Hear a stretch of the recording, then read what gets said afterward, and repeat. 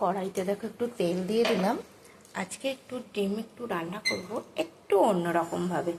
তোমরা দেখতে থাকো, ধীরে ধীরে আমি তৈরি করছি। প্রথমে আমি কড়াইতে তেলটা দিয়ে দিলাম।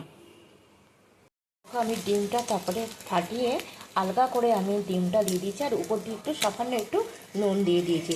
আমি যেহেতু ভিডিওটা আমি করছি, মানে আমি নিজেই ক্যামেরাটা ধরে করছি বলে ওই জন্য আমি মানে দেখাতে পারিনি। আমি পরে ফাটিয়ে ডিমটা দিয়ে তারপরে আমি তোমাদের দেখাচ্ছি। এবার দেখো ডিমটা আলগা করে উল্টিয়ে দেবো। এইভাবে প্রত্যেকটা ডিম আমি ভেজে তুলে নেব। দেখো প্রত্যেকটা ডিম দেখো এইভাবে একদম ভেজে নিয়েছি, মনে হচ্ছে না। এখনই খেয়ে নিই। দেখো তারপরে আমি কী করবো, কড়াইতে আরেকটু তেল দিয়ে দিলাম, দিয়ে তারপরে ডুমো ডুমো করে আমি দেখো আলু কেটে রেখেছি, আলুটা আমি ভেজে দেবো। সামান্য দিয়ে দেবো হচ্ছে একটুখানি নুন, আর দেবো হচ্ছে একটু হলুদ, দিয়ে ভালো করে একটুখানি ভাজা ভাজা করে নেব। দেখো আলুগুলো ভেজে তুলে নিলাম। তারপরে ওই তেলের মধ্যে আমি একটু জিরে আর তোমার গরম মশলা, দারচিনি, লবঙ্গ, এগুলো আমি একটু সম্বর করে নিই, দিয়ে একটু নাড়াচাড়া করে তারপরে আমি দিয়ে দেবো পেঁয়াজ। যে আমি কুচিয়ে রেখেছি পেঁয়াজগুলো আমি কুচিয়ে ভালো করে একটু ভাজা ভাজা লাল লাল করে ভাজা ভাজা করে নেব। পেঁয়াজটা ভাজা ভাজা হয়ে গেছে। এবার আমি এখানে আদা রসুনটা আমি পেস্ট করে রেখেছিলাম, সেটা আমি দিয়ে দেবো।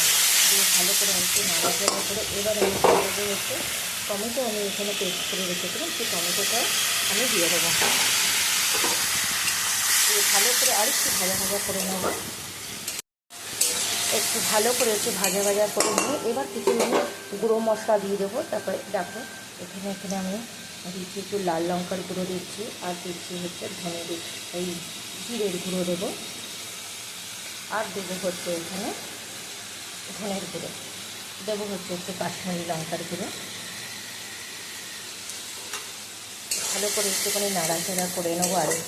আর একটু দিয়ে দেবো হচ্ছে হলুদ গুঁড়ো, কেন তখন আমি একটু সামান্য হলুদ দিয়েছিলাম, হলুদ বেশি দিইনি, এখন একটু হলুদ দিয়ে দেবো।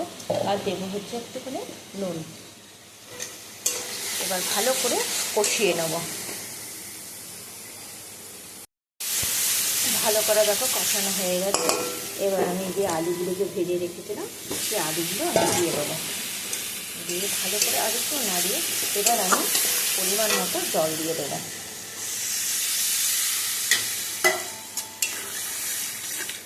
জল দিয়ে দেবো।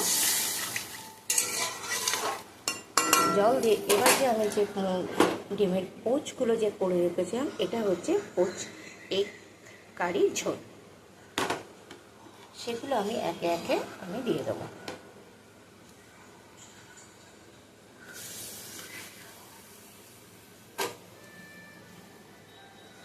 এবার আমি একটা কিছু দিয়ে ঢেকে দেবো। তারপরে ফুটে উঠলে তারপরে আমি নামিয়ে ফেলবো। যদি ভালো লেগে থাকে তোমাদের, অবশ্যই কিন্তু একটা লাইক কমেন্ট শেয়ার করে দেবে।